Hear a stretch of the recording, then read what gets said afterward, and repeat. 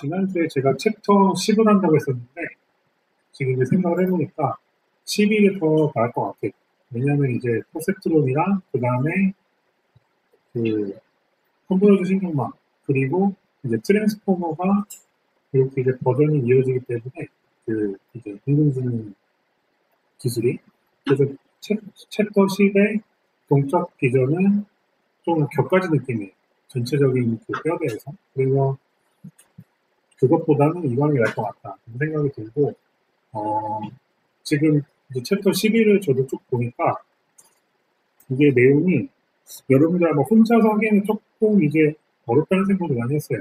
저도 이제 이거를 어떻게 수업을 할까 좀 고민을 했는데 되게 좀 쓸모없이 나오는 내용들이 많거든요. 사전에 어떤 뭐 기승전결 이렇게 해갖고 내용이 좀 친근하게 설명이 되는 게 아니라 그냥 밑도 끝도 없이 계속 튀어나와요. 각국지 내용들이. 그래가지고 그거를 수업 때 조금 더 교정을 해주면서 나중에라도 좀 복습할 때 조금 수월할 수 있게 그게 나을 것 같아서 챕터 11을 하겠습니다. 네, 그리고 이제 이번 주에 여러분들 다가는 그 사건 말고 그거 말고 이제 인공지능 쪽에서 큰 뉴스가 하나 나왔어요. 네. 그리고 아시나요? 본 적 있어요? 이거? 지금 이제 미국에서 테슬라 아시죠? 일론 머스크가 CEO인 테슬라에서 완전 자율주행이 나왔어요. 이게 뭐냐면 지금 요거는 이제 기사 캡처한 거고요. 그 다음에 오른쪽 위에 거는 유튜브에서 요거를 이제 했어요. 이게 유튜브가 어떤 거냐면 모카 김한용 아세요? 아마 자동차 관심 있는 분 이거 아마 알 거예요. 이거 아마 지금 100만이 넘어가가지고 아마 제가 다 아는 건 아니지만 아마 우리나라에서 이게 유명한 유튜브에서 제일 높아서로 많을 거예요. 이 채널에. 지금 이게 미국인데 지금 운전대 손 안 댔어요. 이 사람. 네. 그리고 자막에 지금 보면 뭐가 다른 거야 도대체 이게 뭔 얘기냐면 이 앞에 로보택시에 대해서 설명하거든요. 그 기사 보셨어요? 자율주행 로보택시 이번에 그 테슬라에서 나온 거. 이게 로보택시랑 뭐가 다르냐 이 얘기를 한 거예요. 지금 이제 빼고 있고 그 밑에 거는 지금 밑에 그 아래 거 사진에서 하단에 있는 게 그러니까 이걸 합성을 한 거예요. 이거 사진인데 내비게이션이고 위에 거는 실제 그 전망 화면. 그래서 지금 요게 좀 이게 안 보일 수 있는데 지금 요 기사에서 미국의 한 테슬라 운전자가 FSD 버전 13 이게 FS 저도 이제 테슬라라고 운전해보진 않았지만 이게 이제 소프트웨어 이름인 것 같아요. 버전 13은 시험을 준비하고 있다. 차량 화면에 보이는 파란 버튼이 FSD 시작 버튼이다. 이게 뭐냐면 그 목적지까지 딱 찍어 놓으면 뭐 주차장에 넣으면 주차장에 빠져나와서 목적지 주차장까지 그냥 다 해줘요. 손 하나 깠다 안 해요. 네, 그리고 중간에 뭐 사람이 지나가거나 저도 지금 영화를 쭉 이거를 봤는데 그 돌발상으로 대처가 다 돼요. 네, 이게 그러니까 지금 근데 이 기술을 제가 좀 찾아보니까 우리나라에서는 지금 이제 그 라이다 센터로 이거를 하거든요. 그래서 라이다라는 게 이제 뭐예요? 그 레이저를 쏴가지고 물체 이제 레이저가 도달해서 반사되는 때까지 시간을 측정해서 이제 그 거리를 재는 거잖아요. 근데 그 기술이 아니라 이 FSD 테슬라 기술은 사람의 어떤 눈 있죠. 안구 두 개를 이용해서 이 안구 하나는 각각 2D를 봤는데 이 두 개의 안구 우리 눈을 이용해서 뇌에서 3D로 인식하잖아요. 요거를 이용하는 거예요. 그러니까 라이다랑 좀 달라요. 그래서 그 기술을 이용해서 이렇게 완전 자율주행을 지금 구현을 했고 요게 지금 오른쪽 위에 게 요게 12.5예요. 그리고 기사에서 나온 거는 13.2. 지금 뭐 버전 13이 됐는데 구체적으로 13.2고요. 지금 요게 이번 주 월요일인가 화요일날 나왔어요. 기사. 며칠 안 됐어요. 네. 그래서 지금 이제 저도 사실 이렇게 빨리 나올 줄 몰랐는데 제가 아마 기억나시는지 모르겠는데 제가 챕터 2분과 1을 하면서 자율주행 지금 현 주소를 얘기했잖아요. 그래서 자율주행 4나 5가 나오려면 아마 한참 있어야 될 거라 저도 그렇게 얘기를 했는데 벌써 나왔어요. 이번 학기가 끝나기 최전에. 그래가지고, 네, 굉장히 제 생각보다 발전 속도가 너무 빠른 것 같아요. 네. 그리고 이제 어쨌든, 이번 학기 여러분들이 2학기 시작할 때 그 시점이랑 지금이랑 많이 다르죠.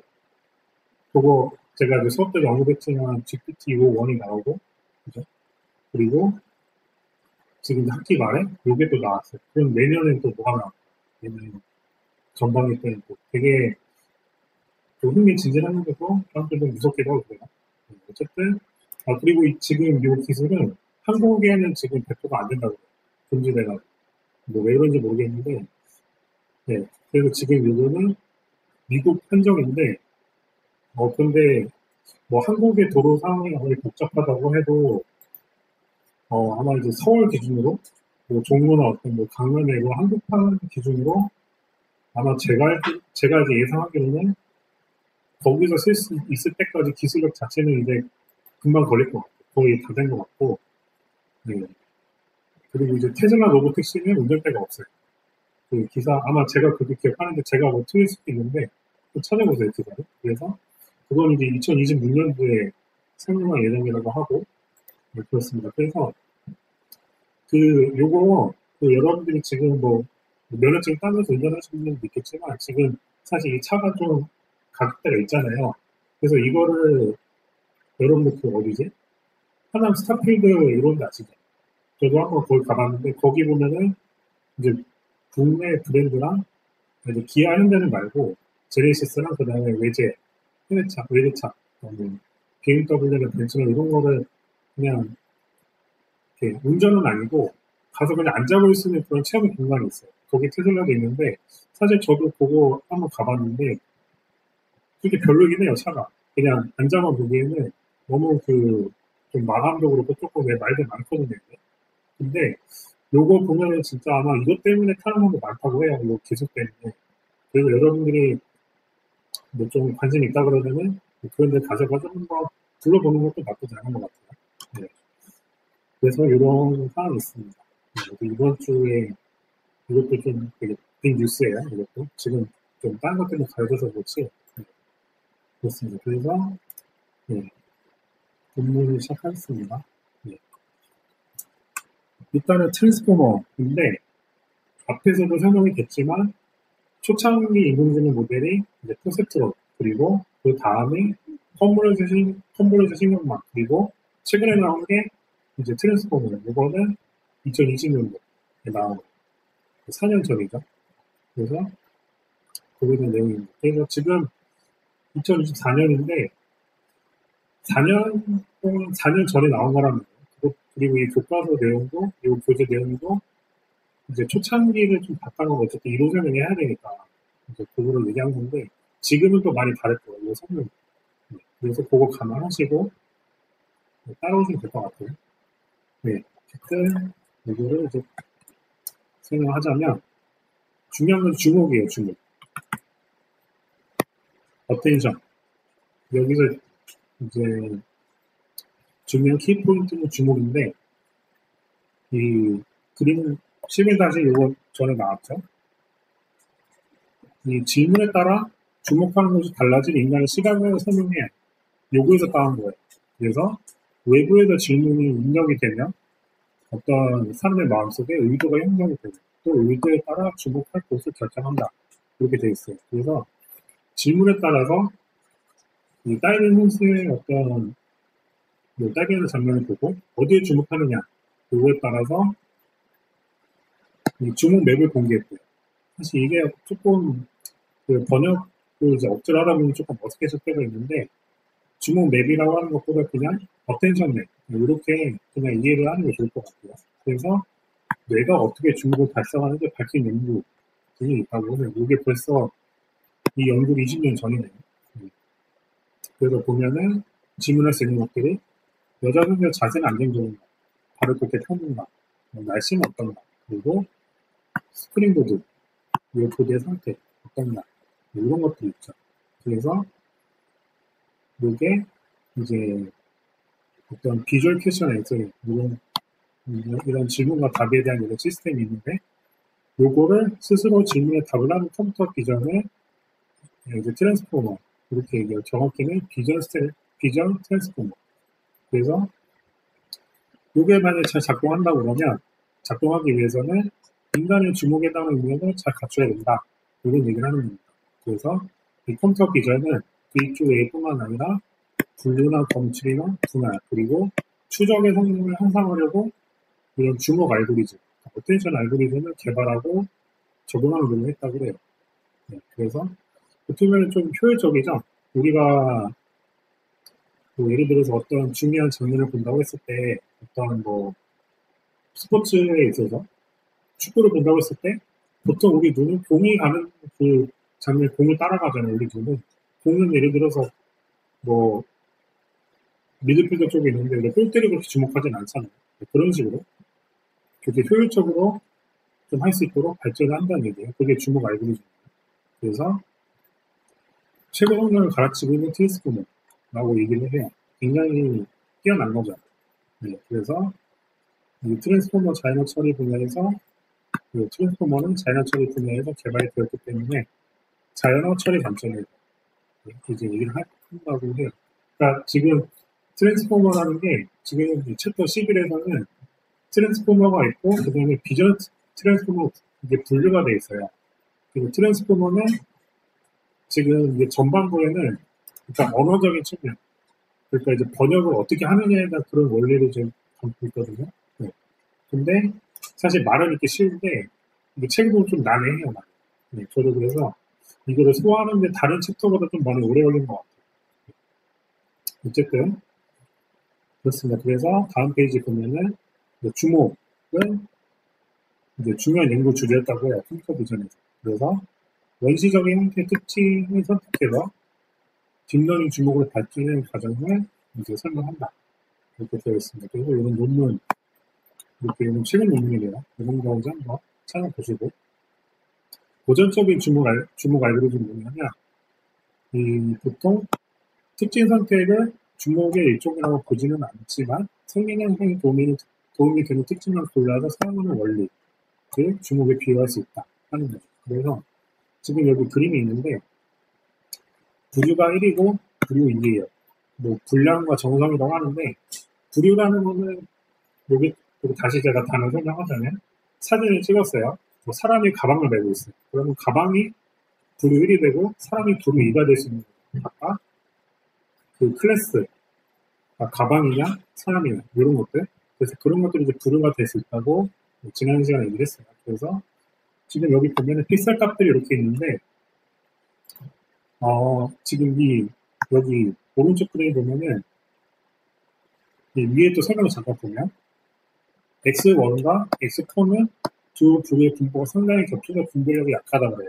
그러니까 지금 0.5, 0.6 이렇게 되는데 지금 오른쪽에 보면은 제일 왼쪽이 0이고 제일 오른쪽이 1이에요. 그래서 가운데가 0.5, 0.6 이렇게 나옵니다. 그래서 요걸 가지고 이제 분량과 정상이 섞였냐 아니면은 이렇게 X2랑 X4, X3죠. X4는 아니고 이렇게 분량과 정상이 구분이 되느냐 이런 걸 가지고 취한다고 해요. 그래서 특징 선택은 이 분별력이 높은 특징에 주목을 한다.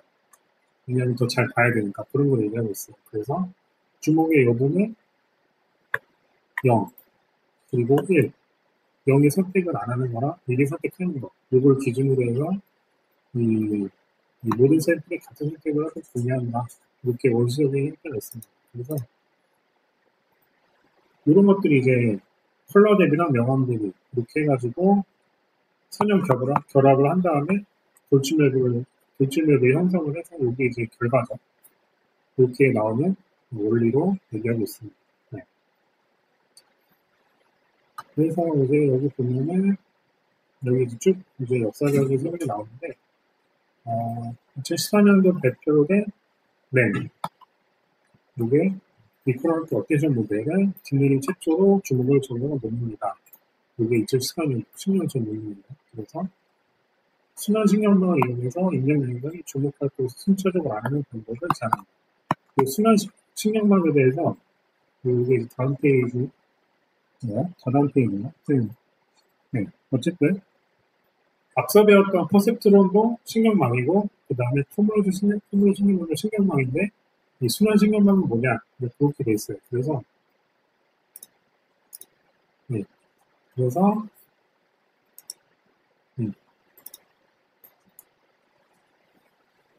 2015년도 발표된 STN 스파셜 트랜스포머 네트워크는 특징 맵의 이동과 크기 그리고 회전 변화를 적용해서 주목할 곳을 정한다. 사실 주목할 곳을 정한다는 게 되게 좀 주관적이잖아요. 어떤 거를 본인에 따라서. 그래서 지금 이제 위에서도 보면 여기 프리뷰 페이지도 보면은 프리뷰는 아닌가? 네, 그 뒤에 있구나. 네. 주목곡을 정하는데 가장 중요한 부분이 어디 있는지를 보통은 정해져 있는데 이걸 컴퓨터가 어떻게 아느냐 이거죠. 네, 그래서 이런 것들을 학습으로 알아낸다 컴퓨터가 그런 얘기입니다. 그래서 지금 여기 보면은 이 12-14에 보면 그 VIT가 이제 비전 트랜스포머거든요. 여기 2020년에 처음 나와서 이렇게 그 여러 가지로 이제 버전이 또 나뉘어져요. 21년도. 그리고 22년도는 기록이 없잖아요. 그죠? 그 이외에는 모르는 거예요. 책 쓴 시점 고려해서. 어쨌든 우리가 지금 알 수 있는 부분은 21년도까지다. 그래서 사실 근데 이게 교과서 혹은 교재 내용이 최신 버전을 시킬 수가 없어요. 여러분들도 이제 좀 답답한 부분이 있겠지만 진짜 최신 기술은 기업에 가봐야 알 수 있어요. 왜냐하면 기업에서 이런 것들 다 이제 보완해 붙이기 때문에 진짜 최신 기술은 우리가 알 수 없고 한 2, 3년 지난 기술을 배울 수 있는 게 어쩔 수 없는 것 같아요. 현실적으로. 그런 부분이 있습니다. 네, 그래서 사실 이런 부분은 뭐 인공지능뿐만 아니라 컴퓨터 자체가 그래요. 그런 부분 원래 그러니까 이런 것들 좀 알고 있으면 좋을 것 같고. 네, 그래서 2017년에 발표된 SENet은 특징 매기가 여기에 어떤 채널을 주목할지 알아낸다 이렇게 되어 있습니다. 그래서 원래 주목이 없는 신경망, 뭐 컨볼루션 신경망이나 이전의 신경망은 이렇게 뭐 예를 들어서 RGB 채널이라고 하면은 이게 3이 되겠죠? K가 3이 RGB 채널에 있으면은 뭐 컨볼루션 팩터를 적용해서 X로 표기된 프라임으로 아웃풋을 했잖아요. 특징 맵으로. 그죠? 그 다음에 뭐 그걸 만들어서 다음 층에 전달하는 알고리즘 그 연산인데 요 SENet이나 스키즈넷 혹은 익사이트나 스케일 연산을 추가해서 요 SENet이라는 거예요. 그래서 X를 X 프라임으로 변환해서 다음 층에 전달하는 거예요. 근데 이게 어떻게 보면 조금 전체적으로 비슷한데 그 안에 이제 그 층별 구조가 좀 많이 달라요. 네.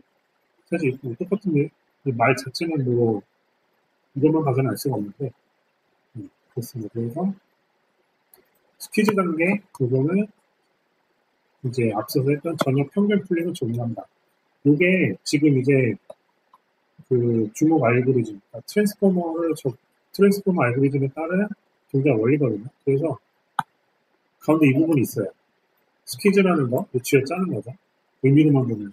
그리고 이렇게 주목 알고리즘을 거쳐서 다시 이제 업스케일을 합니다. 그리고 이런 식으로 이게 무슨 말인지는 조금 더 볼게요. 지금 설명이 좀 뒤에가 있어가지고 중요한 네. 네, 그렇습니다. 그래서 지금 이거는 뭐 이제 설명하는 것보다는 네, 좀 뒤로 넘어가서 네, 다음 페이지 482페이지 보면 자기 주목이라고 있어요. 그래서 이 영상에 중요한 부분을 더 큰 가중치를 준다. 이거 더 큰 중요도를 준다는 거예요. 그래서 성능을 개선하는 아이디어라고 해요. 그래서 이 밑에 보면은 여러 가지 뭐랄까 팩터가 있어요. 그러니까 지금 보면 이 사진이 그 강아지가 원반을 받는 사진인 것 같아요. 어떤 이 강아지 주인이 원반을 던지고 원반을 지금 잡아채는 것 같은데 그 사진에서 주목 알고리즘을 한다. 그러면은 E랑 D는 좀 주목성이 떨어지겠죠. 사람이 봐도, 그죠? 그래서 주목한다. 가장 중요하게 생각하는 부분은 원반이랑 그 다음에 강아지. 그리고 그 다음 우선순위는 사람이 되겠죠. 이렇게, 주목을 한다고요. 그래서 중요할수록 A부터 E에 지면색을 칠해서 주목을 설명한다. 그리고 빨간색. 이 부분. 그래서 A부터 C는 큰 가중치, 그리고 D부터 E는 낮은 가중치를 가진다고 해요. 그래서 컴포넌트 층을 해놓는 특징 맵에다가 이런 주목 가중치를 적용해서 특징을 강조하거나 혹은 약화시키는 이런 역할을 하는 거예요. 그래서 자기 주목에 대해서 이렇게 설명을 하는 겁니다. 그래서 지금 이제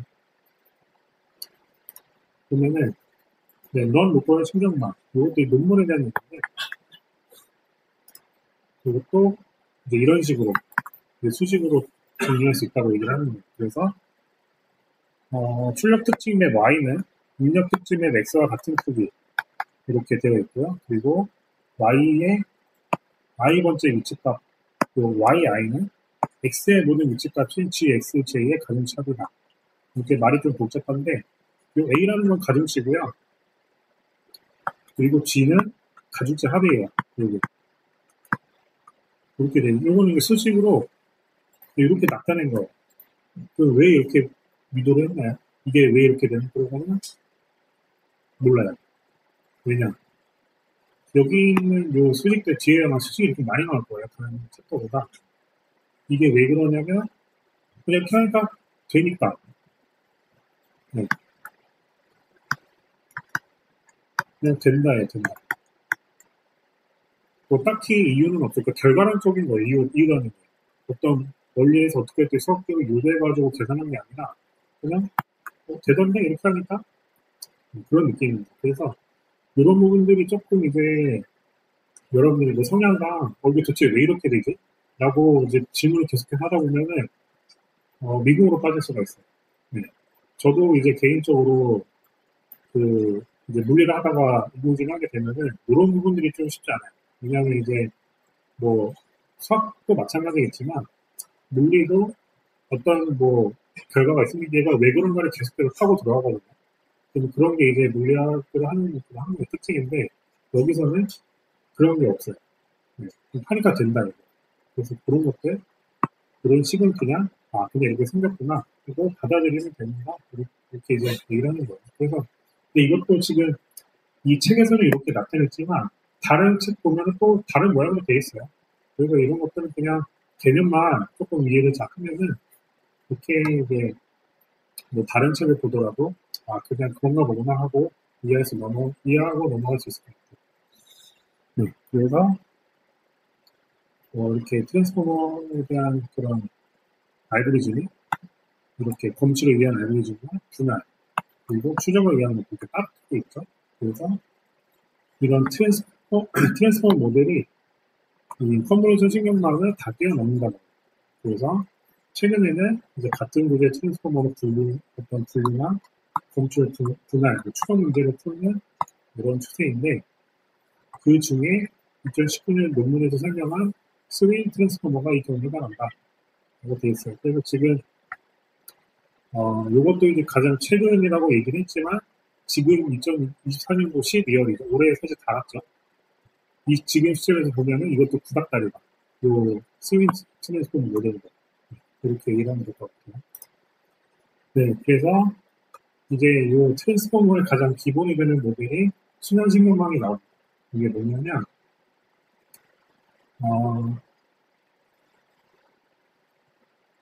요거 이제 비슷한데 그림 7.16 여기 있어요. 요거 아마 이제 같은 콘셉트건 요거 가장 기초 모델 이렇게 노드가 있고 중간에 분리층이 있고요. 그 다음에 뭐 이런 거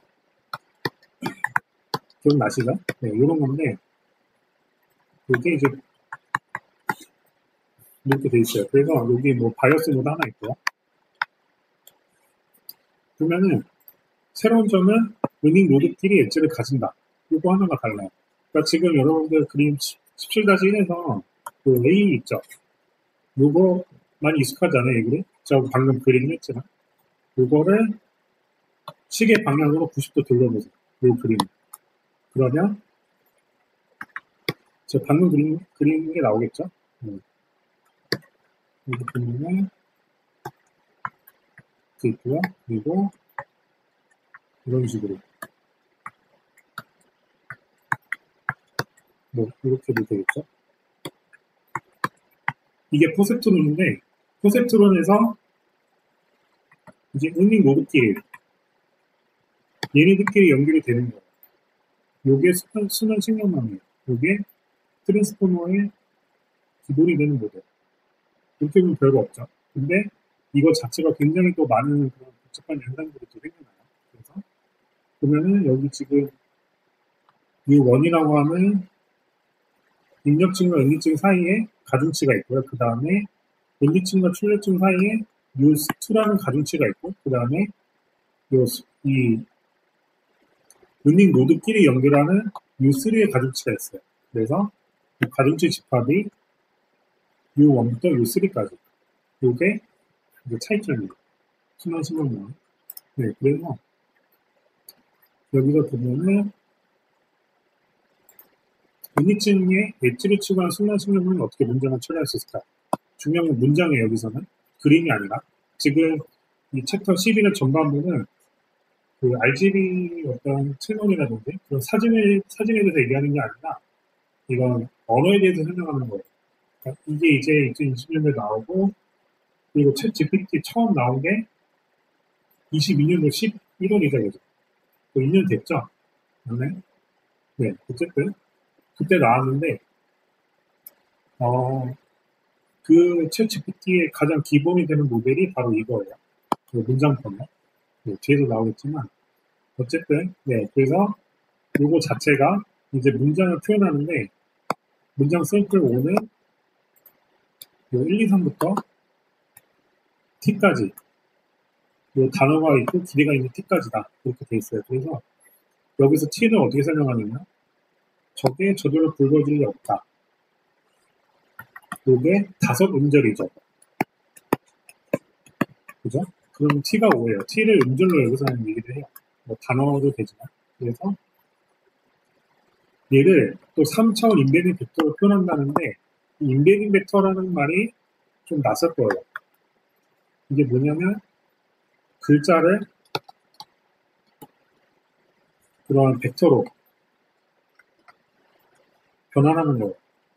네. 그래서 그러면은 네.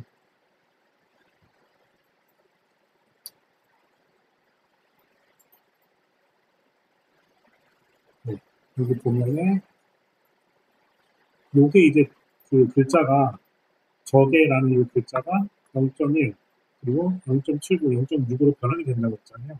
근데 어떻게 이게 변환이 되는지 책이 안 나왔어요. 이 부분. 그래서 이거는 요걸 변환하는 알고리즘이 따로 있는데 거기는 딱히 안 나와서 이거를 한번 넘어갈게요. 근데 어쨌든 저게라는 글자가 이렇게 고유한 숫자로 0.1 그리고 0.79, 0.6 이렇게 변환이 된다. 이렇게 이해하면 돼요. 이게 왜 이렇게 되지? 이 질문은 지금은 그렇게 중요한 질문은 아니에요. 그리고 저절로라는 글자는 0.7, 0.6 그리고 0.69 이런 숫자로 변환이 되는 거예요. 그래서 이렇게 쭉 변환을 해가지고 변환을 해서 이렇게 행렬로 나타낸 게 5다. 이런 의미예요. 그래서 다시 밑에 보면은 이런 식으로 요게 저게 그리고 요게 저절로 이렇게 되는 거예요. 이게. 그래서 지금 여기 보면은 팁이 있죠. 작은 것으로 여기 보면은 단어 인베딩은 단어 의미를 반영한다. 예를 들어서 오늘, 내일, 5월, 작년은 때를 나타내기 때문에 인베딩 공간에서 가까운 곳에 위치한다. 또는 대한민국이나 서울에 있는 벡터는 중국과 북경에 있는 벡터와 대략 평행이다. 단어 인베딩을 구현한 모델로는 이렇게 모델이 있다. 그래서 때를 나타내는 단어랑 그 다음에 위치를 나타내는 단어 이게 그 인베딩 벡터를 변하는 것도 비슷하다는 거예요. 비슷한 그룹들이. 그래서 이 모델은 여러분들이 나중에 참고하면 될 것 같고요. 네, 그래서 또 수식이 나오죠. 그러면은 여기 또 순간 3라고 그래요. 순간 3. 네, 지금 새로운 단어들이 밑도 끝도 없이 계속 나오죠. 여기 보면은 순간 3이라고 하는데 이 순간 3이 뭐냐면 지금 이 부분을 나타내요. X3. 근데 사실 이게 말이 새로운 순간 3이지 사실 세 번째 노드예요. 노드 3. 그러면 얘를 왜 순간이란 말을 얘기했냐? 지금 여기 보면 단어라는 게 이제 있잖아요. 근데 콘셉트로는 어때요? 이 입력 노드에 입력 노드에 이 순서가 없잖아요. 그럼 얘는 한꺼번에 들어가는 거거든요. 그렇죠? 근데 얘는 순서가 있어요. 저게 저대로 붉어지는 게 없다. 근데 이 순서가 바뀌면 어떻게 돼요? 문장 구성이 안 되죠. 그래서 순서가 있기 때문에 얘를 그냥 노드라고 하지 않고 그냥 순간 3이다 이렇게 얘기를 한 것 같아요. 근데 개념적으로는 노드랑 같은 개념이다. 대신에 어떤 배열이나 시간 있는 노드다. 이렇게 얘기를 하면 될 것 같아요. 그래서 순간 3을 살펴보면 아래와 왼쪽에 X3와 H2가 입력이 됩니다. 아래와 왼쪽 보면은 저기 보면은 여기 아래와 왼쪽 X3와 H2가 지금 입력이 됐죠. 그죠? 이거 잘 따라오셔야 돼요. 입력이 됐고 그 다음에 X3, H3가 생성이 됐어요. 오른쪽에 보면 X3가 생성이 됐어요. 그리고 지금 그림을 설명하는 거예요. 그 자체가. 그래서 O3가 축적이 돼요. 이게 O3가 이제 2에. 그죠? 그래서 다시 정리하면 지금 화살표 방향 잘 보셔야 돼요. 책에 나와 있는 대로. X3가 위로 이제 올라가죠. 그리고 H2랑 만났어요. 그래서 이렇게 상호작용, 연산을 해서 H3가 나오고, 그 다음에 O3가 나온 거예요. 이게 뭐냐? 이게 이제 단어를 처리하는 건데, 뒤에도 설명이 나오겠지만, 이 H3라는 것 자체가 이제 어떤 은닉층 내부에 있는 어떤 순환 연결이잖아요. 그 순환 그 신경망. 여기서 보면은 H2는 H1의 정보를 가지고 와요. 여기서. 그리고 H3는 H1이랑 H2, 그러니까 H3는 H2의 정보를 가지고 오는데 H2는 H1의 정보를 이미 가지고 있어요. 그러니까 계속 얘는 계속 누적이 되는 거예요. 누적이 된다는 게 뭐냐? 적애라는 말의 글자가 있어요. 그리고 얘를 다시 연산해서 구동을 하려면 저절로가 됐죠. 어쨌든 그냥 저절로라는 단어가 왔잖아요. 그리고 붉어질이 없다. 이 단어를 얘기할 때 앞에서 이미 나온 적의 저절로라는 이 단어를 가지고 온다는 얘기예요. 그래서 이런 식으로 순환 신경망을 통해서 얘가 앞에 있는 것들을 받아가지고 H1, 2, 3 쭉쭉쭉 해서 HT, 그러니까 음절이 5개면 H5까지 연산이 된다는 거예요. 지금 그 얘기를 하고 있는 거예요. 그래서 요거를 수식으로 나타내면 이렇게 나오는데 이거 사실은 복잡해 보이는데 지금 설명한 거예요.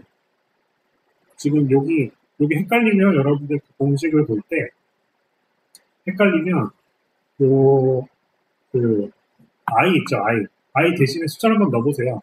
그러면 어떻게 되냐면 H3는 그리고 타워1은 활성함수죠. 뭐 아마 이제 앞에서 나온 뭐 소프트넥스나 요거 예를 들어 써볼게요. 활성함수고요. 그리고 U3랑 H2 얘를 급해요. U3랑 H2면은 뭐예요? U3랑 H2를 급해요. 지금 네, H3니까 지금 H3를 보는 거예요. 지금 이거를 보면은 네, 그래서 U3 이거죠. 앞에 것만 있는 게 아니라 이제 U3 지금 이제 은닉층에 있는 가중치니까 U3랑 H2를 곱해서 그거 곱하고 그 다음에 U1이랑 X3 요 곱한 거 지금 글자가 가려져가지고 U1이랑 X3로 곱한 거를 더하는 거예요. 네, 그죠? 요거 두 개를 더하면 요게 나온다. 네. 요게 나오는 게 아니라 H3가 나온다. 이거. 그래서 네. 지금 조금 이제 지저분한데 네. 그래서 이제 요거 그리고 요거 요 화살표만 따라가면 아마 금방 이게 될 거예요, 식은. 네. 그래서 얘가 어떻게 시간 정보 이 처리를 생각해보자 이거예요. 시간 정보 여기는 시간이 이제 들어가 있어요. 지금까지 여러분들이 배웠던 콘셉트론이나 혹은 콤블런트 신경망은 시간에 대한 개념이 없는데 얘는 시간에 대한 정보가 포함이 되어 있어요. 그래서 순간이 첫 번째 노드예요. 첫 번째 노드에 첫 번째 단어 S1이 입력이 됐어요. 그러면 11.3을 토대로 첫 번째 단어에 대한 정보를 가지고 있는 인릭 상태 H1을 만든다. 요거예요. 그래서 요걸 가지고 다시 순간이 그러니까 두 번째 노드에서는 두 번째 단어 H2와 인릭 상태 H1을 가지고 다시 H2를 만든다. 요건데 제가 아까 설명했던 중요한 거 H1은 첫 번째 단어에 대한 정보를 가지고 있기 때문에 두 번째 단어는 첫 번째 단어와 상호작용을 한다. 그래서 다 가지고 가는 거예요. 그리고 순간 3, 세 번째 노드에서는 세 번째 단어 H3와 인릭 상태 H2를 가지고 H3를 만든다. 그리고 마찬가지로 이때 H2는 첫 번째 단어와 두 번째 단어에 대한 정보가 이미 가지고 있죠. 그래서 이거를 이거를 가지고 세 번째 단어와 상호작용을 한다는 거예요. 그래서 이렇게 문장을 쭉쭉 만들어 간다. 이런데 상호작용이라는 말은 그냥 얘를 그 순서대로 이렇게 조합을 해가지고 문장을 만든다지 그런 의미예요. 네. 그래서 이렇게 된다 이거고 이제 장그레이존과 LST 이렇게 나오는데 지금 잠깐만요. 여기 보면 LSTM은 여기 밑에 있죠. Long Short Term Memory. 그러니까 장단기 기억 이건데 장거리 의존이라는 말을 조금 이제 쉽게 다시 얘기해보면 그냥 문장이 긴 거예요. 긴 문장. 그죠? 그 긴 문장에 대해서 지금 방금 얘기한 그런 순환 신경망과 한계를 보인다. 그런 얘기를 하는 거예요. 그래서 밑에 그림을 보면 이렇게 모갈표 X가 있죠. 그래서 보면은 LSTM은 뭐죠? 신경망 곳곳에 입력과 출력을 열거나 막을 수 있는 게이트를 두어서 선별적으로 결과하는 기능을 확보한다. 그러니까 이게 어떻게 보면 주목인데 문장이 너무 기니까 중요한 것만 기억을 해서 넘어간다는 거예요. 그런 의미이고 네, 그런 의미고 그리고 서치 캐버의 시퀀스 투 시퀀스 모델 있습니다. 그래서 이게 이제 위에서 얘기한 그 장거리 어떤 긴 문장에 대해서 어떤 변환할 수 있는 그런 알고리즘인데 얘가 지금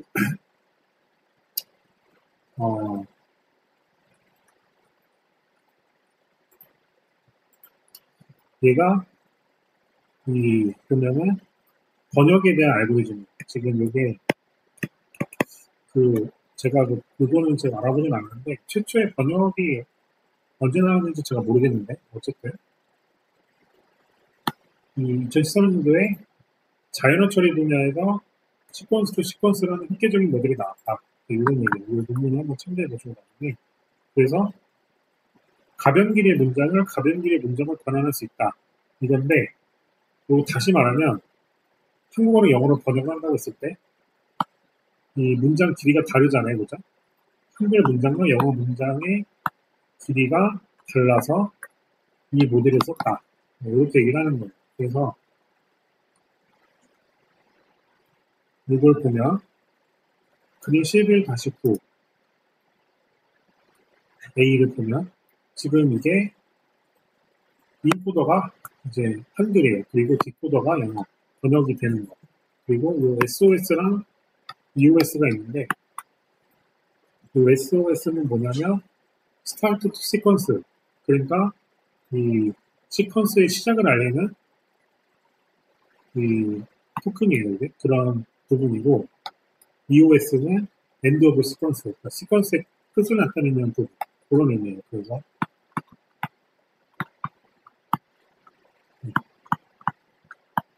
이런 얘기고, 얘는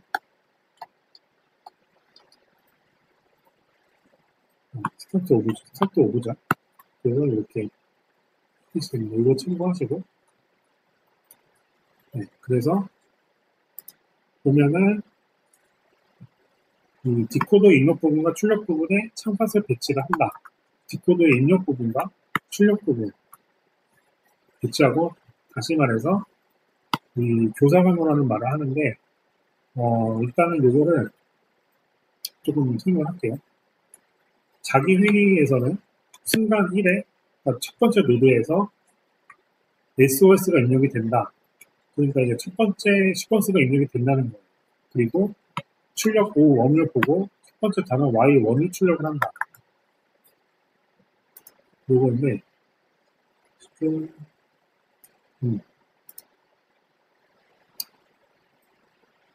네, 그리고 두 번째 노드에서 Y1이 입력이 되면 출력 O1, O2를 보고 두 번째 단어는 Y2를 출력을 한다. 그러니까 계속 지금 이걸 설명하는 거예요, 이거. 그래서 저게 저대로 불거진이 없다. 지금 그리고 H5는 H1, 2, 3, 4를 다 가지고 있잖아요. 지금 이렇게 하는 거 보면 이렇게 가지고 있으면 요게, 그리고 얘가 이렇게 가는 거예요.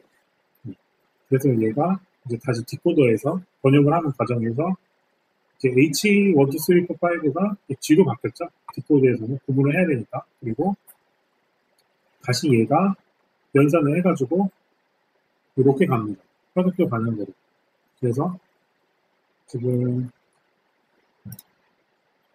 네, 이 Y를 출력한다는 게 이제 이런 거예요. 그림 11-9B에서 보면 그냥 이걸 말로 설명한 거예요. 지금 이 연산을. 네, 그래서 결과적으로 이제 EOS로 번역이 쭉 끝난다 이거예요. 근데 지금 사실 이게 말이 쉽지, 여러분들 그 GPT가 나오기 전에 뭐 당장 초창기 구글 번역 때문에도 기억나시겠지만 번역 제대로 못했잖아요. 그냥 그 약간 문명에 맞게 번역을 또 해야 되는데 그냥 단어만 딱 이렇게 잘라가지고 그냥 직역을 해버리니까 그런 부분들이 좀 있어요. 이 모델 자체가. 이것도 크게 다르지 않겠지만. 네. 그래서 그 디코드에 대한 부분이 이렇게 식용도 똑같죠. 아끼는 거랑. 네. 그렇습니다. 그래서 이 모델에 대한 한계가 또 있다고 해요. 그게 뭐냐면 인코드의 마지막 의미 상태는 디코드에 전달한다. 그래서 H5는 디코드로 전달된다. 이런 얘기예요. 네. 지금 이제 설명을 제가 하는데 아마 굉장히 좀 뭔 소리인지 모를 거예요. 아마 이게. 그래서 그게 뭐 어쨌다는 건가 하는데 사실 이거는 그 어떻게 이해하면 좋냐면 얘가 도대체 왜 그렇지? 어떤 과정에서 얘가 이렇게 되지? 라는 것보다는 그냥 이렇게 하니까 번역이 되나 보다. 이렇게 조금은 좀 심플하게 이해하면 좋을 것 같아요. 이런 부분. 네. 너무 디테일하게 파고들지 말고. 그래서 그런 어떤 한계가 있다고 보여요. 그래서 이런 한계를 극복한 게 또 쿼리티 밸류래요. 이 모델이 또 개발 그 제안을 한 거예요. 이게 묻기법이 계속 나오죠. 그래서 쿼리티 밸류로 계산하는 주목이다 얘기하는데 바로 또 예제가 있죠. 네. 근데 이 예제를 좀 보기 전에 쿼리티 밸류라는 게 뭔지 조금 얘기를 해볼게요.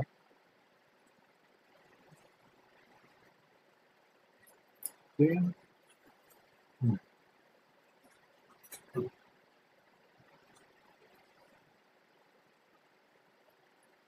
네.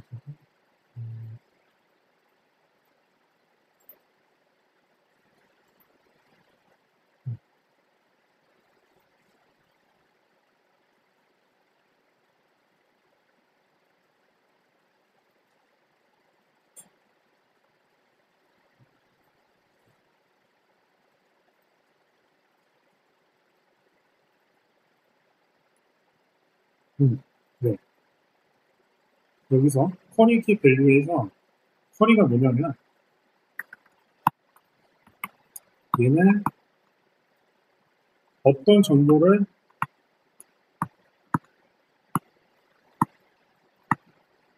찾고 싶은지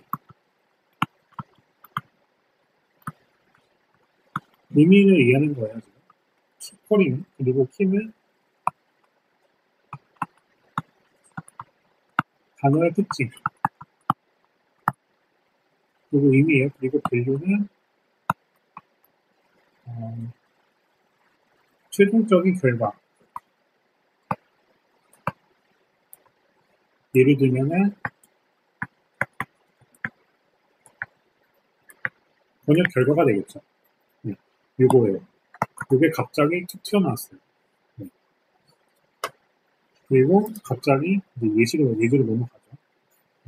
그리고 여기서 나오는 이제 주목 계산하게 되는데 지금 사실 이거 연산 자체는 그냥 도센배색이에요. 이거 뭐 근데 행렬 고비고 뭐 이건 어려운 건 아닌데 지금 이런 쿼리 큐가 이렇게 정의가 되고 그 다음에 키와 밸류가 4개씩 있다. 그냥 근거도 없이 나왔어요. 그리고 쿼리 Q와 i번째 키, ki의 유사도 si는 벡터의 내적, 그리고 q 곱하기 kit, 그리고 k의 전체 행렬이죠. 그냥 가정을 해요, 그냥. 저희 맘대로. 그래서 유사도 벡터 s에 소프트맥스 합성원으로 적용을 하면 주목 벡터 A, 중요한 벡터 A가 이렇게 변환된다고 해요. 그러니까 이게 이제 인베딩 벡터인데 아까 설명했던 이게 뭐냐면 그러니까 뭘로 이해하면 좋냐면 뭐 여러분 모스보 아시죠? 그 문장 만들 때 좀 뭐 이렇게 되고 이렇게 되고 모스보 같은 거 그렇게 암호화해서 나타내잖아요. 뭐 그거라든지 아니면은 아스키 코드 뭐 그런 것도 그렇게 이해하면 될 것 같아요. 그래서 그러니까 현대판 어떤 글자를 벡터화한다. 컴퓨터가 알아듣기 쉽게. 이거는 여러분들 이렇게 개발자가 된다고 하면 이제 알아야 되겠지만 보통 그냥 일반적으로는 이게 어떻게 이렇게 되는지는 알 필요는 없는 것 같아요. 사용자 입장에서는. 네. 그래서 이거는 어떤 컴퓨터 자체가 그 내부에서 연산하기 위해서 이렇게 숫자로 변환을 하는 거니까. 네. 사실 그 번역이라는 것도 컴퓨터가 그 말을 알아듣고 번역을 하는 게 아니라 이렇게 벡터로 변환을 해서 그렇게 번역을 하는 거예요. 그러다 보니까 이제 초창기 번역은 굉장히 엉망이었고 그냥 내가 하는 게 낫겠다 싶을 정도로 이게 엉망이었고 지금에서야 이제 좀 GPT가 발달하고 그러면서 자연스러운 번역이 가능해지는 거죠. 그래서 이렇게 A를 가중치를 사용해서 I와 같이 밸류에 가중하고 구한다 이렇게 돼 있어요. 그래서 지금 이 숫자 요거는 각각 얘를 곱해가지고 이렇게 나온 거예요. 4점. 그리고 얘는 노멀라이즈 정규화를 해가지고 요 4개 숫자를 다 더했을 때 1이 나오도록 정확히는 해보면은 0.99거든요. 네, 그렇긴 한데 어쨌든 뭐 1이라고 하고 네, 그리고 그냥 가정을 했어요. 밸류라는 값을 가정을 해가지고 이걸 가정을 해서 위에처럼 이 C라는 게 어떻게 나오냐면 이렇게 그죠? 이게 아니라 이게 아니라 이쪽이 되겠죠. 이렇게 연산을 하면 이렇게 나온다는 거예요. 이 결과 이게 C. 네. 그래서 이게 그냥 이런 알고리즘에서 번역이 되는구나라고 여러분들이 그냥 관념적으로 이해를 하지만 이게 사실 좀 파고 들어가 보면 굉장히 좀 나란 부분들이 있어가지고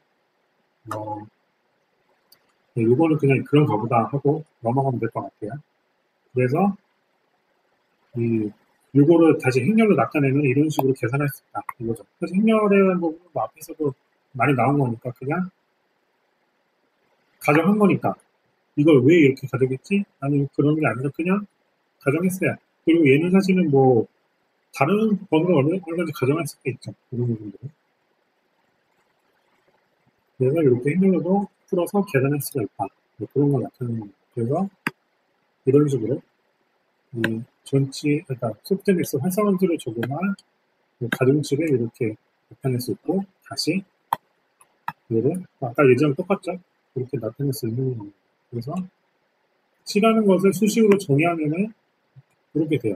그래서 얘가 Q가 쿼리, K가 키, 밸류, 그리고 이 소프트맥스랑 활성원수를 적용했을 때 C라는 결과가 나온다. 이런 얘기를 하는 겁니다. 그래서 네, 여기서 또 보면은 시퀀스 또 시퀀스 모델에 대해서 나오는데 바다나우 주목이라고 또 나오죠. 바다나우는 아마 이제 사람 이름인 것 같은데 바다나우 어텐션 이렇게 보면 여기서도 그냥 가정을 했어요. 네.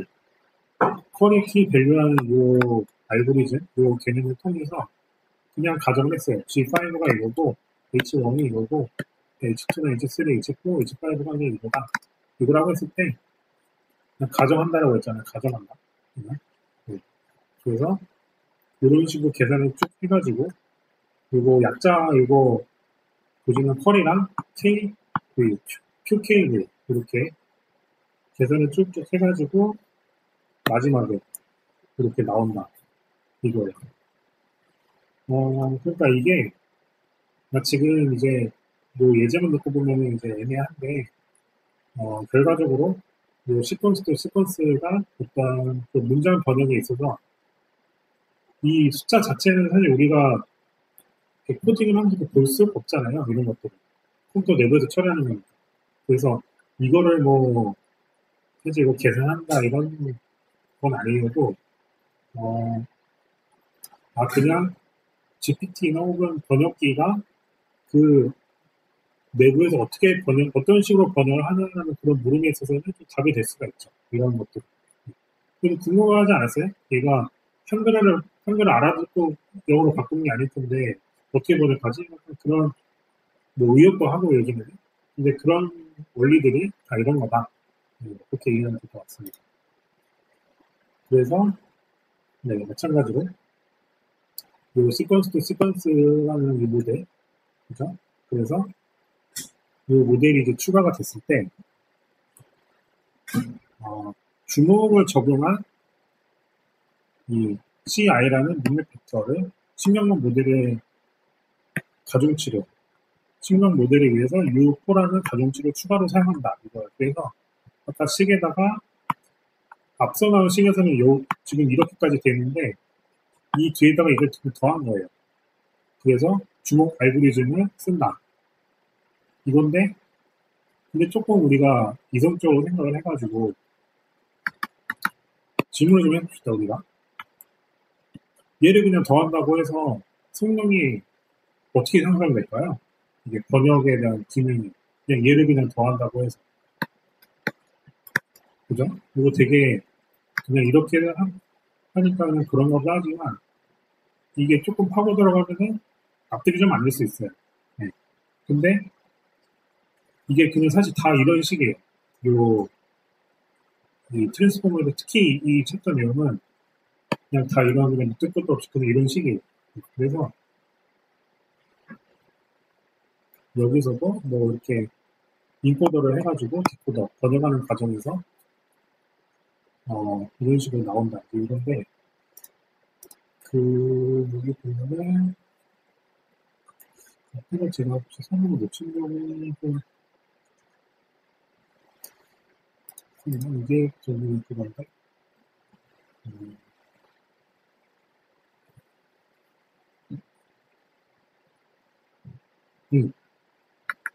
지금 이거 자체가 그러니까 번역에 대해서 성능을 향상한다고 하는데 아까 얘기했잖아요. 지금 한글은 5 음절이고 그죠? 영어는 6음절이에요. 번역을 했을 때. 그러면은 얘를 음절 대 음절로 그냥 해버리면은 번역상에서 에러가 나잖아요. 그죠? 그래서 이런 것들을 보정해 주기 위한 거. 쉽게 말해서 이런 H5가 G5로 안 가고 G6로 가가지고 이제 음절에 대한 그런 불일치가 생기는데 그런 것들을 보정해 주기 위해서 이게 추가된 거다. 네, 그렇게 이해를 하면 돼요. 네, 그래서 최종적으로 이 C라는 것도 이런 숫자로 나온다. 네, 이거고,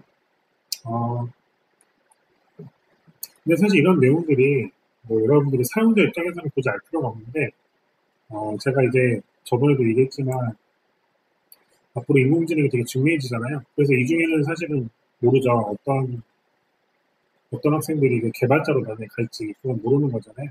근데 그런 목표를 좀 가지고 있는 학생들한테는 이런 것도 조금 더 디테일하게 알면 좋겠죠. 이런 식으로 된다는 거. 네, 그렇습니다. 그리고 이제 그 다음으로 트랜스포머. 네, 그건데 지금 11장 전반부는 예제가 하나도 없어요. 그래서 조금 이제 따분할 수 있는데 지금 이것도 되게 난해해요. 지금 트랜스포머의 기본 구조가 이렇게 생겼다고 하는데 지금 여기 보면 나오죠.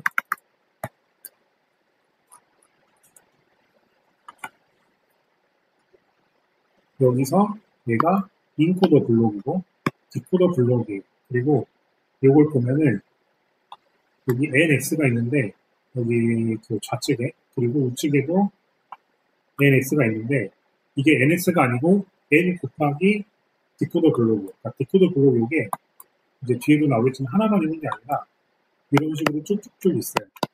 그래서 이 디코더 블록 하나는 앞서서 보여줬던 요 하나의 연산이 되는 거예요. 노드 하나의 연산. 그래서 요거를 트랜스포머 그런 이 아키텍처로 표현을 하면 이런 식으로 나온다. 디코더 블록도 마찬가지예요.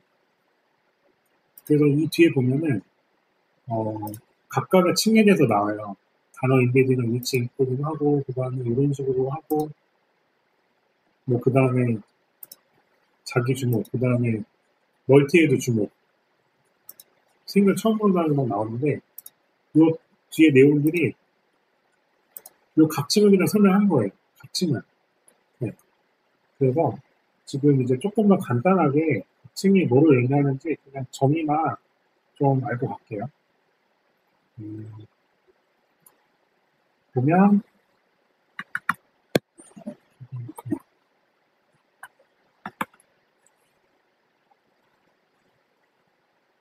이 멀티헤드 어텐션이라는 게 뭐냐? 지금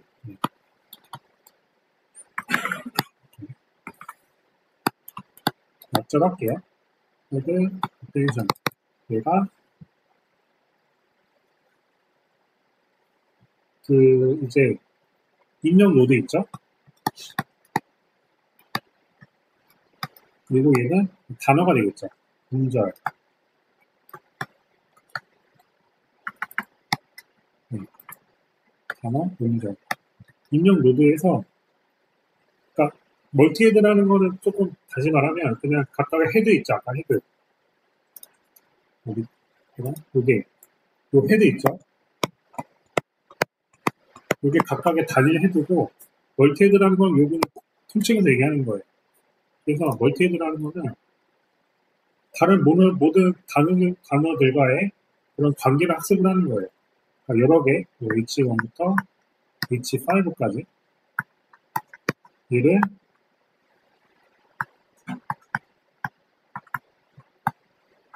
보는 게 학습. 이렇게 이해하시면 돼요. 멀티헤드 어떻게 생각하는 거는 여러 개 헤드의 어떤 주목이다. 그래서 각각의 헤드가 뭐를 하는지 관계를 학습한다. 이렇게 되는 거고, 그 다음에,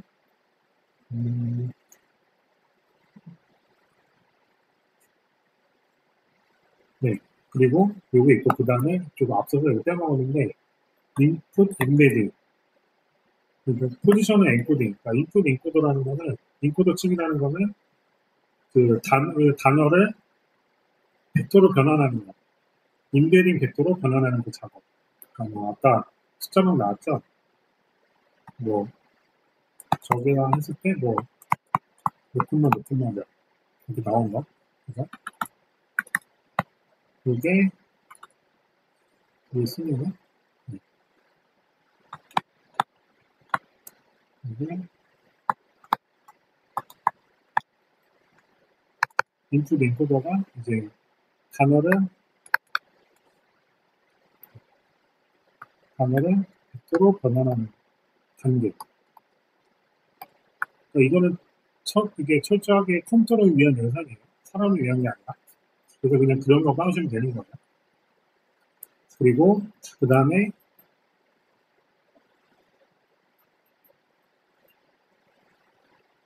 요 멀티헤드는 이제 뒤에 좀 애드랑 노멀라이제이션 뒤에 나오는데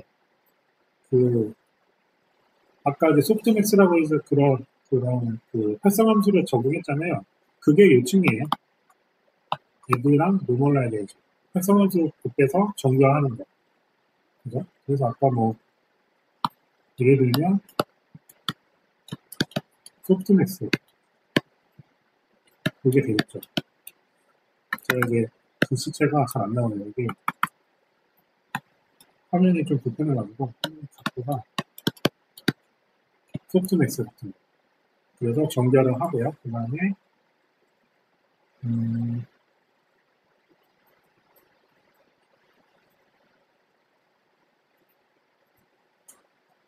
피드 코어드는 이제 표현력 강화. 그래서 그거를 FF층이라고 하는데 얘는 표현을 올려주는 단계. 그렇게 일하면 돼요. 구체적인 건 이제 뒤에 내용 나오니까 같이 한번 살펴보고 그 다음에 디코더 블록이 있어요. 디코더의 블록이 있는데 보면은 여기 차이점이 하나 있죠. 예. 마스크드 멀티헤드 어텐션. 이게 뭐냐면 인코더 블록에서는 단어를 집어 넣어줬어요. 아까 같이 저절로 불러줄 리 없다. 이런 단어를 그냥 입력을 했어요. 그럼 얘는 단어를 알고 가는 거예요. 인코더 블록은. 근데 디코더 블록은 얘를 영어로 번역을 한다고 했을 때 앞에 뭐가 나올지 모르는 상태에서 번역을 하는 거거든요. 그러니까 그 한글만 보고 영어로 바꾸는 작업이라 뒤에 뭐가 있을지 몰라요. 그래서 그거를 가려주는 거를 마스크라고 하는 거예요. 네, 이것도 이제 뒤에 나오겠지만 그래서 어떤 인베딩 벡터가 있으면은 이제 디코더가 있다고 했을 때 연산을 쭉 하잖아요. 이렇게 쭉 하는데 이쯤 연산을 했다고 했을 때 이 뒤에 거는 몰라요. 뒤에 거는 이제 모르는 이렇게. 네. 그래서 얘를 앞에 것만 가지고 연산을 하다 보니까 이제 뒤에 게 나오는 거죠. 그런 거예요. 그래서 마스크라는 단어를 쓴다. 대단한 의미는 아니에요. 네. 그래서 어떻게 뭐가 될지 모르게 번역한다. 그냥 이렇게 의미를 하면 될 것 같아요. 네. 그래서 여기 보면은 이제 설명을 볼게요. 트랜스포머가 인코더와 디코더로 구성이 된다. 이렇게 돼 있고, 그 다음에 한국어를 영어로 번역하도록 학습을 한다면 인코더에 한국어 문장 입력이 되고요. 그 다음에 디코더에 영어 문장 입력이 된다. 돼 있어요. 그리고 인코더에 인풋이라고 표시된 곳을 보면 이 순차적으로 입력하는 구조가 없죠. 네. 그래서 모든 단어를 한꺼번에 입력을 한다. 이게 이제 기본적인 정의. 그리고 단어 인베딩을 통해서 이런 D 차원의 인베딩 벡터를 표현한다. 아까 같은 경우는 숫자가 3개 있으니까 D가 3이 되는 거일 수도 있고요. 근데 이거는 이제 단순히 문장만 놓고 보면 그런데 이제 문장의 어떤 길이에 따라서 또 차원의 벡터는 다르니까 그런 것들 이제 염두를 해두고 논문에서는 그냥 이거를 512로 그냥 정의를 해버렸어요. 네. 인베딩 벡터의 차원의 개수를 512로 단어 인베딩 이런 거는. 그래서 위치 정보를 보완하려고 위치 인코딩을 통해서 인베딩 벡터의 위치를 더한다. 이렇게 되어 있습니다. 그리고 인코더에 이거 제가 좀 설명했던 건데 그리고 하늘색으로 표시한 이 부분층 그리고 이런 거 자기 주목을 수행한다. 이렇게 되어 있고 지금 여기 있는 내용들은 네, 나와 있는데 여기 보면은 add랑 normalization이 이제 활성함수를 연산하는 거잖아요. 정도와. 그리고 add는 지름길 연결. 그리고 norm은 층 정도와. 됐습니다. 그리고 ns가 이제 인포더 블록이 n개 연결되어 있다는 뜻이다. 이렇게 되어 있고, 그 논문 얘기를 좀 이 사람이 자꾸 하는데, n이 이제 6개라고 정의한 거예요. 논문에서. 그래서 이렇게 이제 설명이, 그리고 아까 제가 설명한 거니까, 이거는 그냥 읽어볼게요. 이 코드의 동작을 바로 보면, 좀 이렇게 현기증이 나죠. 이 그림 11-14 이거 보면 이게 뭔 소리가 할 텐데, 얘는 이제 아까 음절 있잖아요, 음절. 그죠? 한 문장에 5음절이 있는 적의 저절로 불거질 일이 없다. 요 5문장은 지금, 5문장은 그냥 행렬 벡터로 표현을 한 거예요. 인베딩 벡터로. 단순히, 그냥. 그래서 얘는 차원 510을 설정을 한 어떤 t 곱하기 d, 요 크기를 SN으로 표현을 그냥 한 거예요. 그래서 t는 단어의 개수로, 음절의 개수, 뭐 같은 얘기죠. 그래서 이런 식으로 표현했을 때 위치 정보로 표현한 행렬 P를 위치 정보라는 뭐예요? 위치 정보의 정의는 뭐예요? 그러니까 문장의 어떤 음절의 순서잖아요. 뭐 적의 저절로 불거질 리 없다라는 이 문장의 순서를 바꾸면 문장이 안 되잖아요. 그래서 그 위치 정보라는 거는 어떤 문장의 순서를 의미를 해요. 그래서 P를 S 행렬에 더해서 X 행렬을 만들고 이 X를 신경방에 입력한다. 그러니까 이렇게 그 위치 정보를 표현한 것과 위에 이거 행렬 더해가지고 X를 신경방 연결을 한다는 거예요.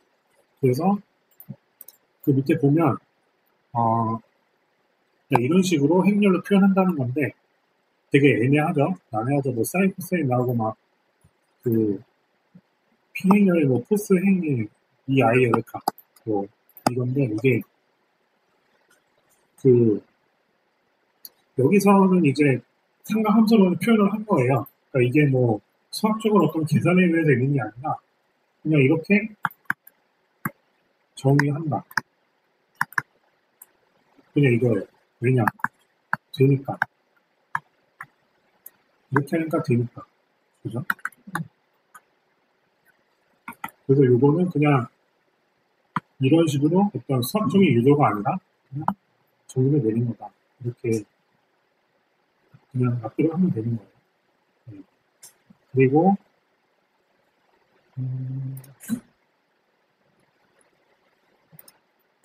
지금 여기서 또 이제 쭉 수학적인 해석인데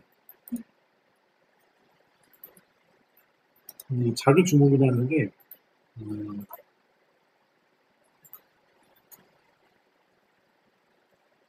뭐 수식에 대한 그런 근거도 있지만 인형 문장의 자기 자신에 대한 주목 과정이라고 하는 거예요. 그래서 퀄리티 밸류라는 이 인형 문장을 표현한 SN이다. 이렇게 되는 거고 지금 여기 보면은 이 T 곱하기 T 요 워딩은 계속 나올 거예요. 그래서 요거는 T 곱하기 T라는 거는 위에서 봤던 지금 이거라든지 아니면 그림 11-14 얘가 11-14 요거 나타내는 거라고 이제 이해하면 될 것 같고요. 그리고 행렬 배당 C도 T 곱하기 T 행렬이다.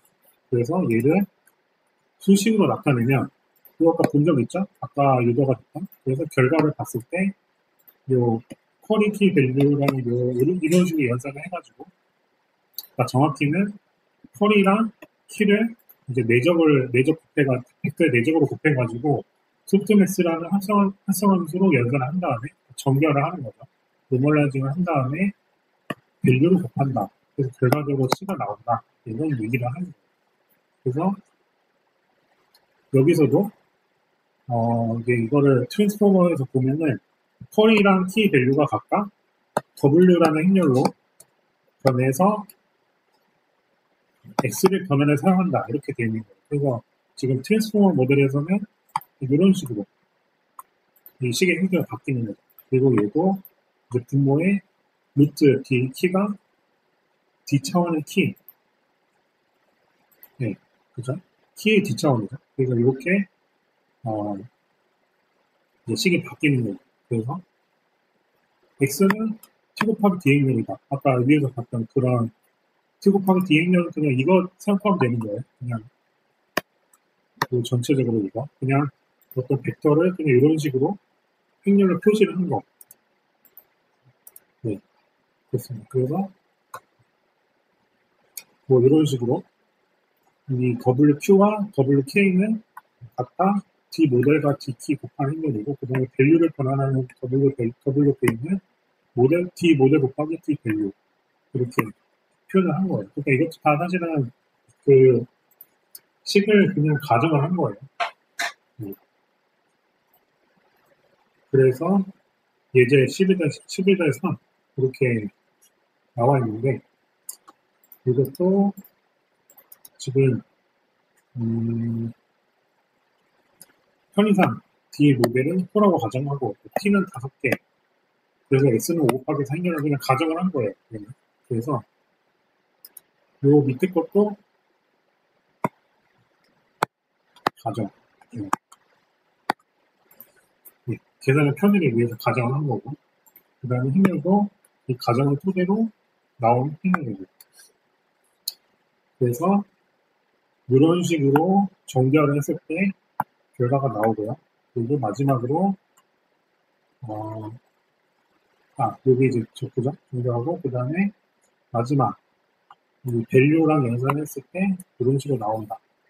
이거는 이제 계산한 거예요. 그래서 사실 이게 그 거의 이제 프로그래밍적인 수학적인 얘기라서 이게 아마 와닿지는 않을 텐데, 중요한 거는 이 자기 주목이라는 게 아까 얘기했던 이제 여기서 얘기했던 제가 이 층이 각각 뭐를 의미하는지, 네.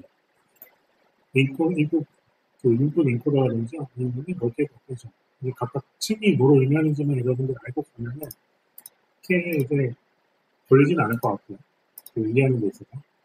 네. 그리고 그 다음으로 자기 주목은 어떻게 보면은 단일 헤드에 대한 주목이에요. 멀티 헤드가 아니고 아까 얘기했던 H1, H2, H3 등등 이런 각각의 헤드에 대해서 주목을 한다는 얘기이고, 그 다음에 멀티 헤드는 헤드가 여러 개, 이런 식으로. 그래서 차이점은 뭐냐면 요게 들어가요. 컨캐네이트 연산. 이게 뭐냐면 뒤에 나오겠지만 그냥 합치는 거예요. 그러니까 덧셈이 아니고 행렬이 이렇게 있고, 그 다음에 뭐 A가 이렇게 있고요. 그 다음에 B가 이렇게 있어요. 행동 형태로. 그러면은 이 콘캐티네이트 그리고 A, B를 하면 그냥 합치는 거예요. 이런 식으로. 이런 식으로. 그래서 얘는 그냥 같이 그냥 붙여서 쓰는 개념이에요. 그래서 멀티헤드라는 거는 그냥 얘를 통으로 해석한다. 통으로 주목 연산한다. 그런 의미예요. 그 밑에 설명도 이런 거 빼고는 다 똑같아요. 네. 다 똑같고, 그 멀티헤드 주목도 여기 보면 나와 있죠? 그죠? 지금 C1이랑 C2라는 거를 컨캐네이트로 이렇게 하면은 지금 왼쪽은 C1이고요. 오른쪽은 C2예요. 그게 이렇게 연산해가지고 나온다. 이렇게 이해하면 될 것 같습니다. 그리고 정교화에 대한 부분도 이 X'도 끊임없이 나오는데, 얘가 이제 FF층으로 입력이 된다는 거예요. 정교를 통해서 나오는 아까 얘기했던 좀 위로 가세요. 그러면은 어텐션하고 그 다음에 2층 있죠?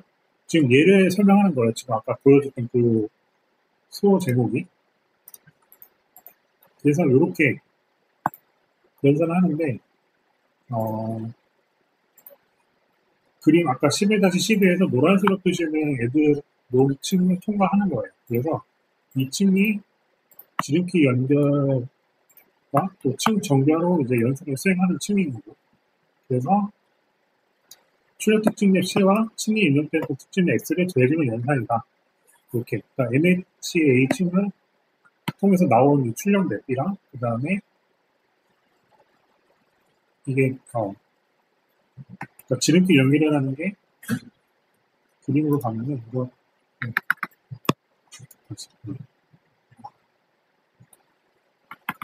지금 이 화살표 이렇게 위에 있잖아요. 이렇게. 그죠? 이렇게 있고 그 다음에 여기서 다시 이렇게 돼요. 화살표가. 그래서 얘랑 더해준다. 그런 의미예요. 여기서는. 그래서 여기 예. 그래서 이렇게 나오는 거고요. 이렇게 표현을 하는 거고. 그래서 이 층이 다시 피드 포워드 층으로 입력이 된다는 거예요. 네. 그래서 아까 이제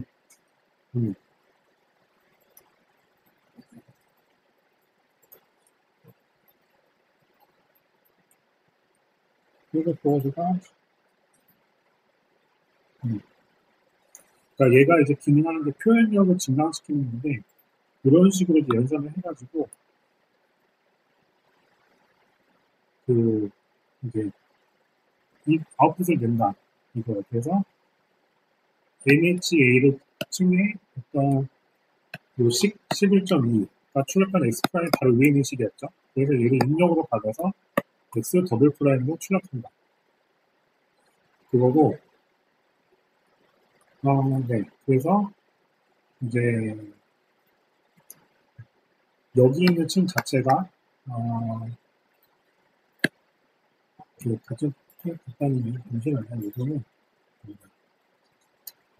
제가 이번에 여러 번 봤는데 또 헷갈리기 시작해가지고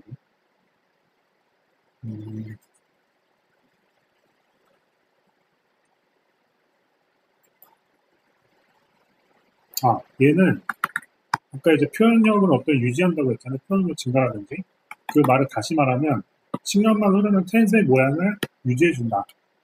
이렇게 이해하면 될 것 같아요. 가장 이게 아마 핵심 인정이 될 것 같네요. 이게 이 개념에서.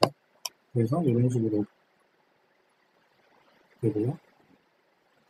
그리고 학습이 안 하는 가중치가 있는데 각각의 어떤 연산을 통해서 나온 가중치가 100만 개 되고요. 1위 표시된 NH1층의 가중치가 100만 개. 그러니까 인풋에서 처음 나온 거죠. 이 부분. 여기 넘버 원 부분. 그죠? 그림 12-12에서. 그리고 FF층을 거쳐서 어떤 N개의 블록을 다 거친 총 인코딩 블록에서 이제 인코더에 있는 총 인코드되는 가중치 개수가 한 2,000만 개 정도 된다. 이런 얘기입니다. 그래서 이 정도로 가중치 개수가 많다. 이런 얘기이고, 디코더는 사실 거의 똑같아요, 지금. 네, 거의 똑같은데, 아까 제가 얘기했던 그 차이점을 얘기하자면, 마스크라는 게 붙어요. 그래서, 그게 뭐냐면, 지금 여기 나오죠? 여기 인코더 블록이고, 마스킹을 하게 되면은, 각각의 연산마다 이런 식으로 블라인드가 쳐져요. 블라인드를 친다기보다도 그냥 모르는 거예요. 앞에 있는 연산. 그래서 스텝 바이 스텝으로 연산하다 보면은 이렇게 쭉쭉쭉쭉 알게 된다. 이게 이제 마스킹 연산이다. 그래서 이렇게 하면 될 것 같고요. 네. 그리고 인코더와 연결된 MHH 같은 경우도 마찬가지로 3으로 표시된 MH층은 인코더와 디코더가 상호작용하는 곳이다. 그래서 인코더에 1로 표시한 MH층은 입력 문장 내 단어끼리 주목을 처리하는 자기 주목이고, 그죠?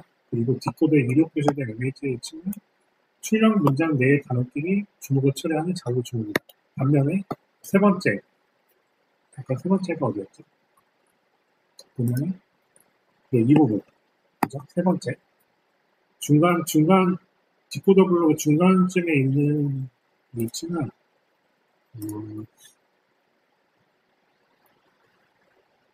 네, 디코더로 입력된 문장의 단어가 인코더로 입력된 문장의 단어에 주목할 정보를 처리한다.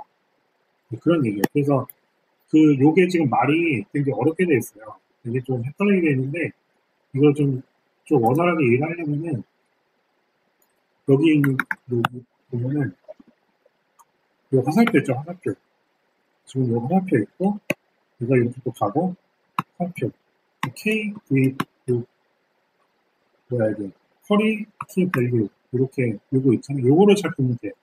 요게 이제 연산의 순서거든요. 이런 식으로. 그래서 이렇게 보면 되기 때문에, 말을 잘 모르겠다. 그러면 요거를 그냥 설명한 거거든요, 말이. 그래서, 그렇게 이해는 됩니다. 그래서 전체적으로 조금 풀어헤치면은, 인코더 블록, n개까지, 그리고 디코더 블록, n개까지 해서, 트랜스포머의 연산이 이렇게 됩니다. 그래서 지금, 이렇게 돼 있고, 지금 이게 이제 전체적으로 트랜스포머의 어떤 그런 대장정을 해야 될까요? 그런 건데, 이거를 사실 이제, 지금 아마 이게 봐도 거의 이제 이해가 좀 안 갈 거예요. 근데 이제 이런 것들을 이제 좀 더 컴퓨터 기술 쪽에서 일을 하고 싶다. 나중에 여러분들이. 그러면은, 이제 이런 것들을 조금 더 심화해서 해야 되겠죠. 그래서, 네, 어쨌든 이렇게 됩니다. 그래서 이게 아까 이거 하나하나가 순환 신경망의 어떤 그 하나의 노드예요. 이게 단일 노드. 그리고 얘가 인코더 블록.